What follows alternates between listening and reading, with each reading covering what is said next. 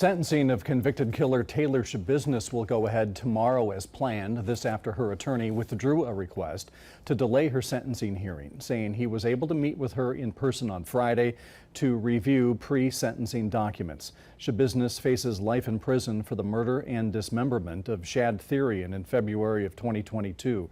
In late July, a jury convicted Schabusiness of 3 felony counts and later rejected her so-called insanity plea, removing the possibility she could be confined to a mental health facility.